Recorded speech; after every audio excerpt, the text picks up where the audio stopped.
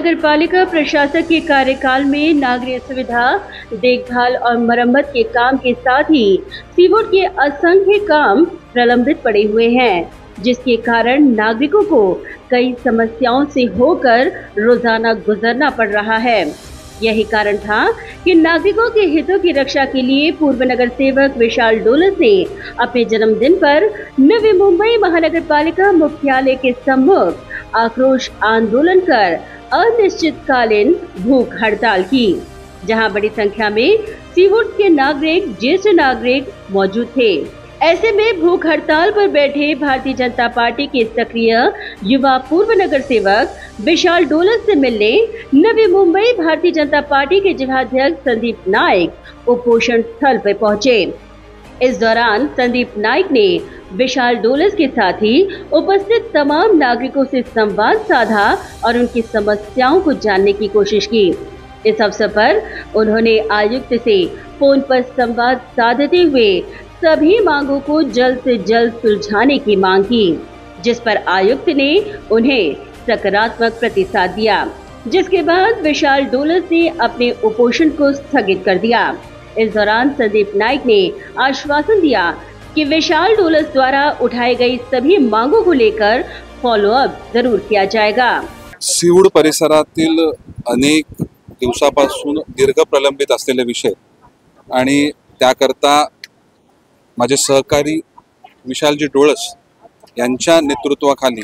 आज सीवुड परिसरातील सर्वच नागरिक आणि त्यामध्ये मोठ्या संख्येनं महिला भगिनी आणि ज्येष्ठ नागरिक यांनी आंदोलन आणि बेमुदत उपोषणाचं त्या ठिकाणी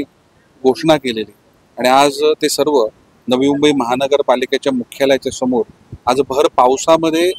आपले विषय मार्गी लागावे, आपल्या विषयांना न्याय मिळावा, महानगरपालिकेमध्ये जनरल बॉडीमध्ये हे विषय मांडले गेलेले आहेत, काहीचे प्रस्ताव देखील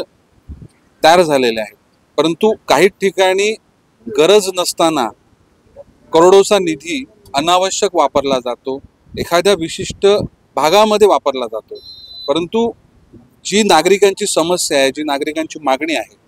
आणि सीवुड परिसरामध्ये तर अनेक ठिकाणी अंडरपास नसल्यामुळे अपघात देखील झालेले आहेत। सकाळी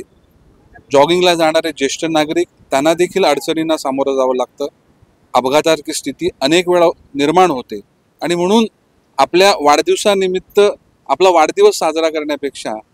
ज्या नागरिकांना आपल्या नेहमीच कार्यावर विश्वास ठेवलाय, आपल्याला पाठिंबा दिले, पाठबळ दिले, त्यांच्या मागण्या पूर्ण होण्याकरता आपण वाढदिवस न साजरा करता आपण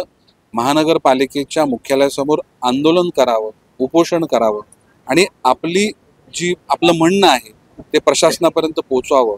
अशा प्रकारचं आज आंदोलन विशाल डोळस यांनी हाती घेतलं। मी आत आल्यानंतर खूप पाऊस आहे, ज्येष्ठांची संख्या, नागरिकांची संख्या, महिलांची संख्या या उपोषणाला लक्षणीय आहे, त्यामुळे सगळ्यांना त्रास होऊ नये याकरता आयुक्त महोदयांशी मी बोललो। आयुक्त महोदयांनी सांगितलं की विशालजी डोळस आणि त्यांचे शिष्टमंडळ त्यांची भेट घेतील, त्यांचे विषय समजून ते विषय त्वरित जे विषय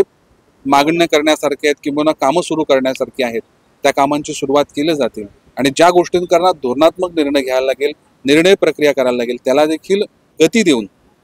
ते देखील विषय लवकर पूर्ण करण्यात येतील असं आश्वासन आयुक्त महोदयांनी दिले। आता विशालजी डोळस त्याच्या शिष्टमंडळासमवेत आयुक्त महोदयांची भेट घेतील, आपले सर्व विषय जे अनेक दिवसापासून प्रलंबित आहेत, जी नागरिकांची मागणी आहे, जे विषय पूर्णच झाले पाहिजेत, त्यामुळे अपघातग्रस्त स्थिती निर्माण होऊ शकते, हे विषय आयुक्त महोदय हे जनतेच्या समस्यांची जाण ठेवणारे आहेत आणि त्वरित या विषयांना ते समजून याच्यातून मार्ग काढतील, कामांची सुरुवात होईल असा विश्वास या ठिकाणी माझा आहे। विशाल डोळस यांनी वाढदिवसानिमित्त आपल्या जनतेसाठी देखील आपला वाढदिवस कसा त्या ठिकाणी घालवावा याचं एक अत्यंत चांगलं उदाहरण विशाल डोळस यांनी आज निर्माण केलेलं आहे। नक्कीच प्रत्येकाच्या चांगल्या कामाचं अनुकरण होत असतं, परंतु विशाल आपण भूतकाळामध्ये या सीवुडचं त्या ठिकाणी नेतृत्व करत असताना केलेलं काम,